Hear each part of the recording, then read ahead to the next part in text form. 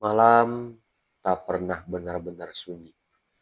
Selalu ada suara yang tak semua telinga bisa mendengar. Selamat datang di luar jangkauan. Oke teman-teman, balik lagi bersama gua Rizky di segmen Bacain Cerita Horor. Jika kalian penasaran dengan ceritanya, tonton terus sampai selesai. Sebelum lanjut ke ceritanya, gua mau ngasih info penting dulu nih buat temen-temen yang ceritanya mau dibawain di channel ini atau kalian mau langsung bercerita di channel ini, boleh banget. Caranya tinggal klik link yang sudah kita siapkan di deskripsi. Tanpa berlama-lama, langsung saja ke ceritanya. Matikan lampumu, gunakan headsetmu. Selamat datang di luar jangkauan. Teman-teman, kali ini ceritanya datang dari sahabat di luar jangkauan yang bernama Adi. Langsung saja kita ke ceritanya.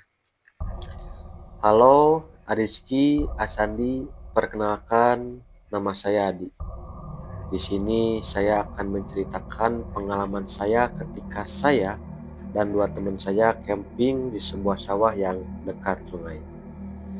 Sambil berbulu-belut. Kejadian ini saya alami pada tahun 2024, tepatnya di bulan Januari. Cerita ini diawali ketika kami bertiga ingin melakukan sebuah camping di sawah yang memang dekat dengan rumah kami. Kurang lebih 2 kilo jarak tempuh dari rumah ke sawah tersebut.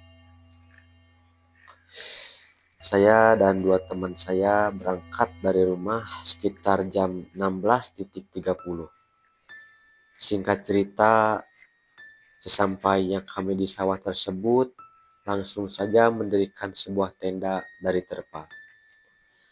Selesai mendirikan tenda, saya pergi ke belakang karena ingin membuang air kecil. Saat itu, jam menunjukkan pukul 17.30, yang mana sebentar lagi waktu maghrib akan segera tiba. Di saat saya hendak ingin buang air kecil, tiba-tiba saya mencium bau amis yang aneh. Awalnya, saya tidak menghiraukan bau amis tersebut.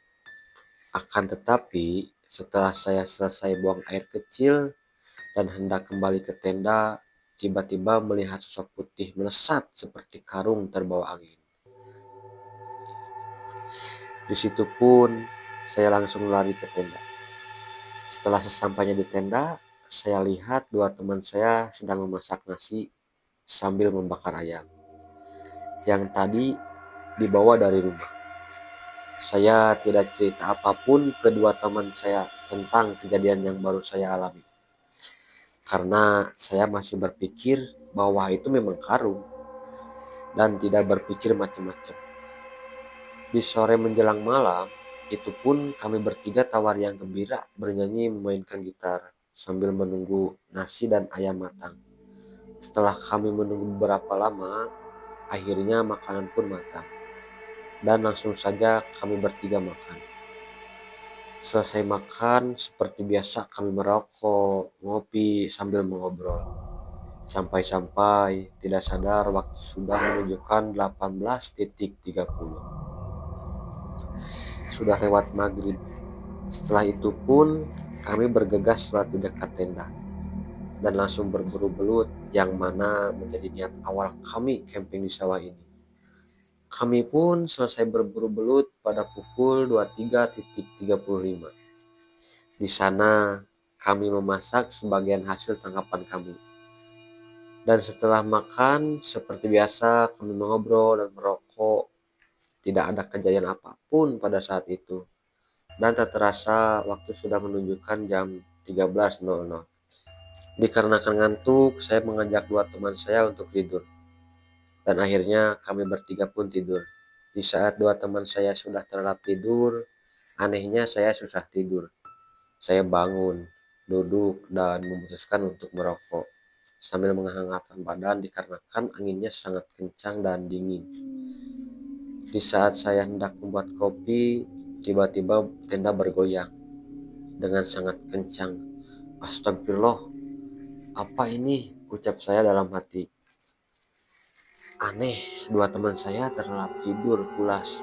padahal tenda bergoyang seakan roboh. Dikarenakan saya takut, saya membangunkan dua teman saya, dan pada akhirnya mereka terbangun.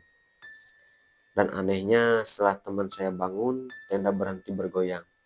Ada apa, Di? Teman saya bertanya. Tadi tenda bergoyang kencang, jawab saya. Ah, masa dari tadi kita nggak merasakan apapun loh. Jangan ngaco, kata teman saya. Di situ pun saya hanya terdiam. Aneh banget ya, tadi kenapa bisa bergoyang tendanya? Dan setelah teman saya bangun, malah berhenti goyangannya. Ucap saya dalam hati saya terus. Di saat saya sedang tidur, tiba-tiba goyangan tadi datang lagi dan membuat tenda pun rubuh. Hingga dua teman saya pun langsung bangun terkejut bukan kepalang. Pada saat saya dan teman-teman berusaha keluar tenda, tiba-tiba di depan terdengar suara ketawa perempuan yang sangat kencang hingga membuat kami bertiga ketakutan. Setelah ingin mengecek keluar dengan merayap dan sedikit demi sedikit tenda yang rubuh kami bukakan, tiba-tiba kami bertiga melihat sosok nenek-nenek memakai kebaya sambil berkata, "Ulah ngegandengan tempat aing." Dalam artian, jangan berisik di tempat saya. Kami bertiga pun langsung lari kocak kacir, meninggalkan tenda dan barang-barang dan juga motor. Pada akhirnya, kami pun menemukan sebuah musala yang cukup jauh dari sawah tersebut. Saya dan dua teman saya tidak memperdulikan barang-barang yang ada di tenda tersebut, dikarenakan takut. Dan pada akhirnya, kami pun berdiam diri di musola menunggu pagi.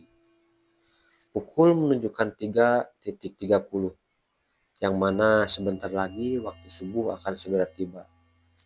Tidak berselang lama, datanglah bapak-bapak yang mau mengumandangkan adzan dan bertanya, "Kalian dari mana?" Saya langsung menceritakan asal saya dan menceritakan mengapa saya dan teman saya bisa di musola ini. Si bapak tersebut pun geleng-geleng kepala mendengar cerita saya. "Gegabah kalian. Apa yang kalian cari hingga bermalam dan mendirikan tenda di sawah itu? Memangnya kenapa?" tanya saya. Sawah itu zaman dahulunya tempat penemuan mayat yang tidak dikenal.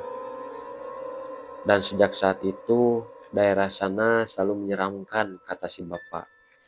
Di situ pun saya kaget dan sangat ketakutan. Apa jangan-jangan yang saya lihat di waktu saya kencing memang sosok nenek itu ya? Ucap saya dalam hati. Sudahlah, sekarang sudah waktunya subuh. Ayo kita sholat berjamaah, kata si bapak, dan kami pun sholat berjamaah di musola tersebut. Selesai sholat, kami pun kembali mengambil barang-barang ke tenda dan kembali berpamitan dan langsung saja pulang. Terima kasih Arisya Sandi, semoga channelnya rame. Terima kasih. Oke teman-teman, itu cerita dari Adi. Saya sedikit akan mereview ya tentang cerita yang barusan saya ceritakan dari Mas Adi ya.